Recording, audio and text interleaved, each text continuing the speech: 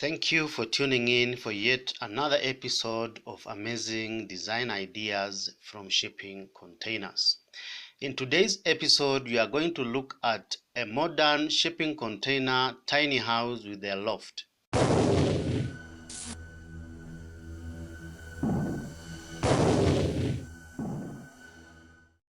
Good, welcome back.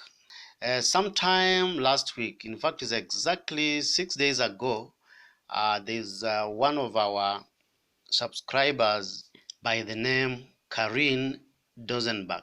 I hope I've gotten that name correctly. If I've not, kindly forgive me. Yeah. So she says, I'm in the design phase of a 40-footer and a 20-footer. I need ideas. Want a loft in the 40-foot side. So I've done exactly that. So in today's video, we are going to look at how to install a loft space in a small shipping container house designed using a 40-footer. About the 20-footer that she requested, maybe I will be doing that sometime later, maybe a week or 2 weeks from now. Yeah, and it will be maybe in form of an RV house. So if you like RV houses, stay tuned a week or two from now to find out what we'll do about that. So in this presentation, we are going to give you a comprehensive design detail of what we did to introduce that loft space in this particular design. You'll also have a look at our full color 3D floor plans of both the ground floor level, that is the shipping container space, and the loft space on top or on the roof of the shipping container. You'll also have access to full elevations and full pictures of both the interior and the exterior design of the loft house. And we will also give you a cost estimate checklist to use it to help you plan for your own shipping container house. And if you want to introduce a loft space like this one, then feel free to do that. So without further ado, we'll look at the design concept. On the design concept, we've used a single 40-foot shipping container to create 2 bedrooms in this amazing shipping container house. What we did was basically to retain the original 40-foot shipping container to act as the ground floor space. There's a way we managed to cut a portion of the roof to provide access to the loft space. I'm a big proponent of not cutting either the roof or the floor of shipping containers, and I will still maintain the same stance unless otherwise. So in this particular design, there's a special provision on how you can go about that without compromising the structural integrity of the roof of your shipping container. What are the salient features we managed to accommodate in this loft house? On the ground floor level, we've managed to accommodate a living space which comprises of a spacious kitchenette. We have a small dining space. The dining space can also act as a reading table depending on what you want to do. Then at the extreme end of the shipping container, especially towards the side that is having the original cargo doors, we have the container fitted with full height sliding glass doors that provides adequate lighting and also provides an ambient feel of that particular space. So that particular end is fitted with a nice sofa bed which can be transformed into a bed at night to provide additional sleeping space in case you are hosting more people in your shipping container house, or be used as a seat during the day. So a sofa bed is a nice transformative furniture that is ideal for tiny homes. Yeah. Other than that, we've also managed to accommodate a full bathroom. At the extreme end of the shipping container, we have what I would call the main bedroom. Yeah, it's fitted with the wardrobe space, and it has a full height glazed sliding doors that have special access to an outdoor space. How did we manage to introduce a loft space to create now an additional level, or what I would call a first floor level if you want to, but let's just stick to calling it a loft space on this particular design.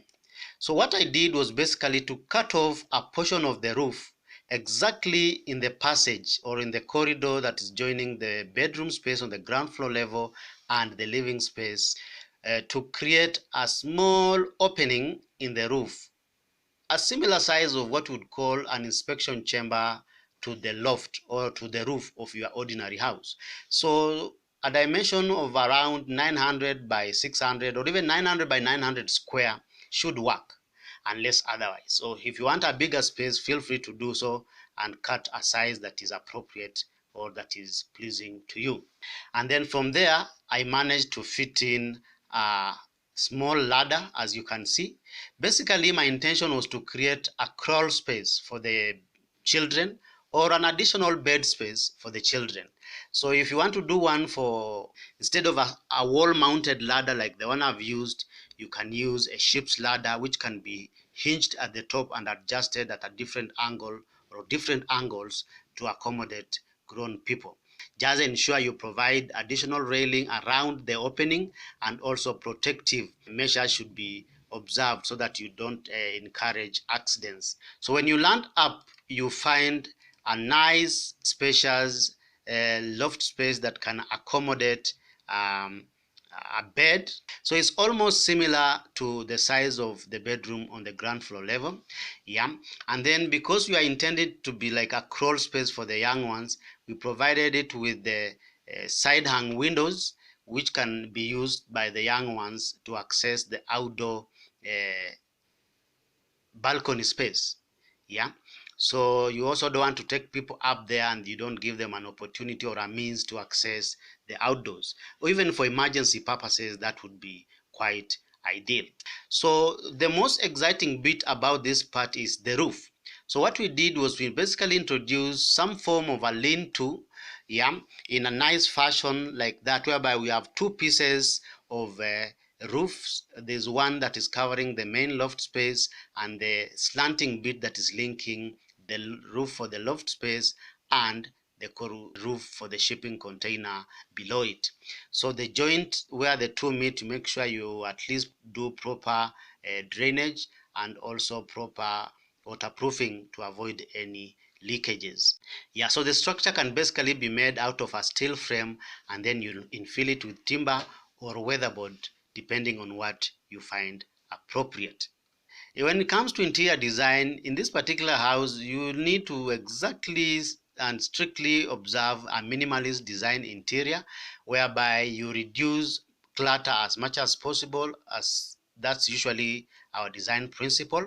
Try light colored finishes for your interiors to make the space look brighter and bigger, so that you help kill the claustrophobic feel of living in a shipping container because of the constricting dimensions of shipping containers.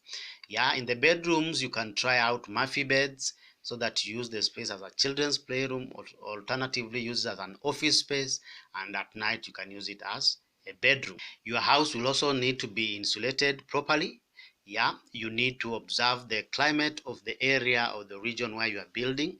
In the cold climates, you are encouraged to use an insulation material that has got good moisture barrier properties and also good R values to give you proper insulation. If you live in the tropics, you need to keep away heat from your shipping container as much as possible. So any kind of insulation that you find appropriate, I'm sure will give you good results. So on structure and modification, other than the roof that we've introduced on top of our shipping container, basically the remaining uh, structure of the shipping container is almost intact, other than the full height sliding glass doors that have been introduced on the frontal facade to basically light up the master bedroom and the living room, so which will need additional reinforcement using steel.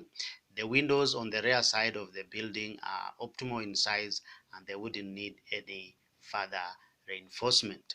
On the outdoors, we provided an additional outdoor space on the ground floor level. For the master bedroom, there's a private master bedroom balcony. On the other side, on the living room, we also have a Juliet balcony from the living room, and also a nice entrance porch on the frontal facade of the house.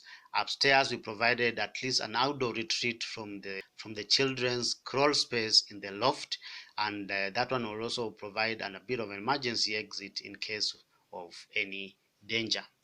We also given you a cost estimate checklist to basically help you tick the boxes of what you need and what you don't need when you are designing your own shipping container project. You basically need to go through the list, the things that you might not require, and there may be things that are missing. So feel free to have a comprehensive list by including what is missing and removing what you don't need. So if you like this design and you'd want to fabricate one yourself, so you can buy blueprints for this particular design. Just go to our website sheltermode.com, and from there you will get assistance on the way forward. So once you buy the drawings, you'll get a full set of drawings that comes with dimension, floor plans. You will have full elevations, sectional details, and all other details that you would require to help you set up your shipping container project. If you intend to execute this task as a DIY project, you will be required to have tools and materials that are essential to get the job done. We have sampled out highly rated, well-priced tools and products that can be purchased online to make shopping easier for DIYers. A complete list of the tools and materials for this task is provided in the description below. So I hope Karin will be able to at least adopt or use one or two of our ideas in this particular design. It might not be exactly what you are intending to do, but I'm sure this will give you a heads up on how to go about introducing a loft in your future container house project. So to all our subscribers who are watching this video or who have watched our past videos, if there's any specific video you would wish us to make in our upcoming videos, feel free to also comment in the description below, and we will go through all of them, and the ones that are part of our upcoming videos, they will come and they will be attended to. So feel free to give your suggestion. If you like the video, give it a thumbs up, and of course feel free to share it. Yeah, remember to subscribe to our YouTube channel if you haven't done so, so that you continue getting our amazing videos every week on shipping container home designs. Otherwise, thank you for tuning in, and see you in the next video.